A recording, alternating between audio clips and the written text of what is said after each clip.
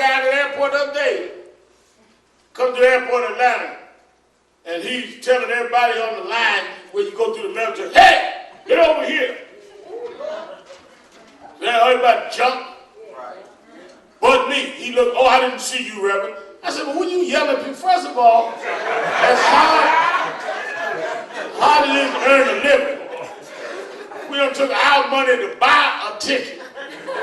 And then you gonna talk to us like you doing us a favor? Right. You should respect the folk pay your salary. Right. Hollering and screaming. Well, you know, I've been working all day. Then you need to get another job. Right. Smile at folk. There's a whole lot of folk that don't have a job, they got plenty of teeth that'll smile if you don't learn how to smile. Right? Right?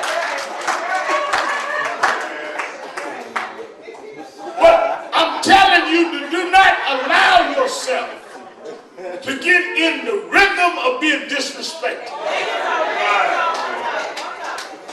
You don't need money to be respected.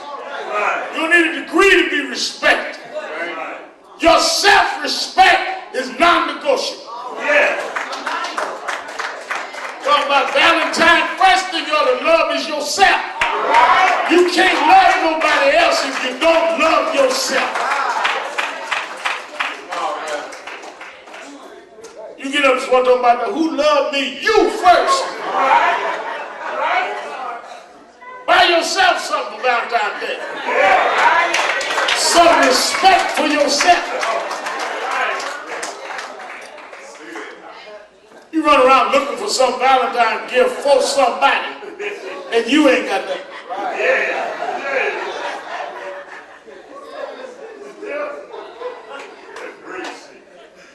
I was at the studio the other day, they said, I want to cook my boyfriend some Valentine's Day, and I ain't even got no food in the refrigerator.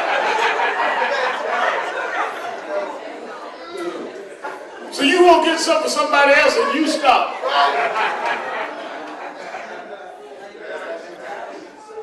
But it is the mentality that we accept. Yes.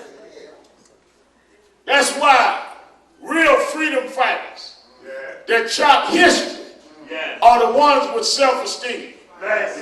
Today is the 191st anniversary of the birth of Frederick Douglass. What made Frederick Douglass a historic figure? He was born a slave who never saw himself as a slave and didn't accept slavery as his destiny. And as soon as he could, he ran away, got off the plantation. They start trading him back and forth like they did my great-grandfather. And finally, he had enough of them whippings. Yeah, right. Why? Because he made up in his mind he was not born to be the receiver of the brutality of slave masters. Right. And he ran, went north, never went back. And then he did not just run, he decided to fight to liberate other slaves. Right. Became one of the leading abolitionists. Yeah. And watch this, one of the things that happened to Douglass is that even in the freedom fight, even in the abolitionist movement, they wanted him to be their slave. Right. Read the books on Douglass. Yeah. The abolitionists said, well, we can't have a slave lead the movement against slavery. Right.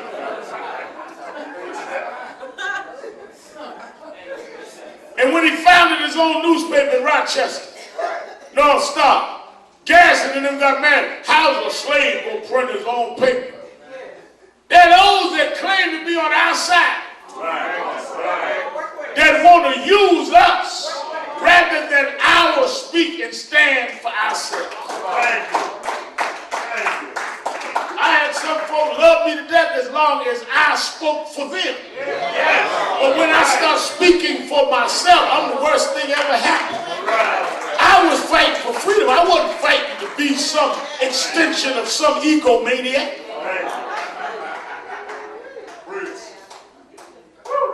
Hello? But the good news what's right. Michael Hardy, in the long run, those that try to bring you down will end up going down themselves.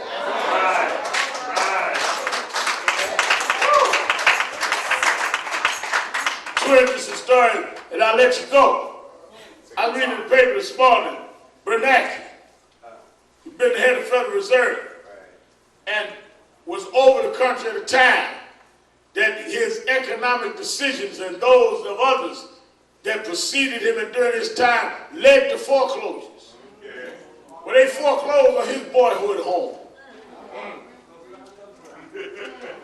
Bernanke's boyhood home foreclosed on.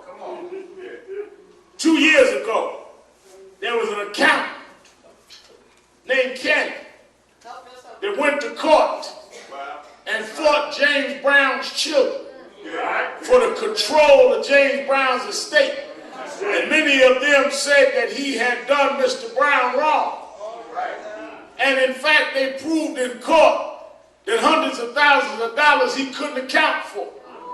He felt he'd be protected by the good old boys in South Carolina.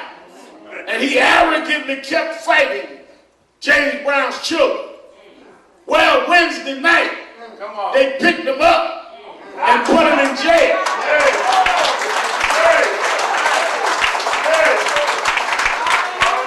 And James Brown's daughter called me yesterday and said yesterday they transferred him and put him in jail in Columbia, South Carolina, in the same jail James Brown had been.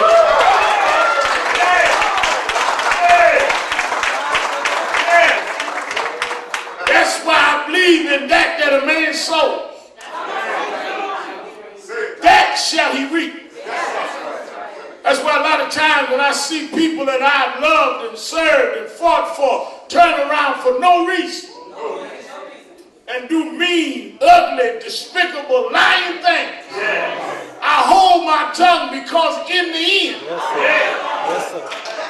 God will fight your battle. You can get hurt for a while, but hold your peace. Because in the end, God will fight your battle. Remind me of that story I was telling James Brown's daughter. Remind me of that story in the Bible. How there was a man, there was an agitator, troublemaker, named Mordecai. He kept standing out by the gate of the city, talking about they trying to kill my people. And Haman inside was enraged, full of hate. Every time he saw Mordecai, he was enraged. He was hostile. Just the sight of Mordecai would send him into a fit. And he went and built the gallows to hang Mordecai. Wanted him sentenced to death. Had convinced the king, had convinced those in power that Mordecai had to go. But God fought the battle. Because Mordecai's niece became part of the king's harem. And somehow she became more pleasing in the sight of the king than any of those he had access to. And when it was her time to go to the king, Mordecai sent word to his niece. Said, niece, you've been raised right. You've been grounded right. That part of the Bible that said, if you train up a child in the way they should go when they're old, they wouldn't depart. You know your people. You know our culture. You know our history. When you get in there to the king, strike a blow for free.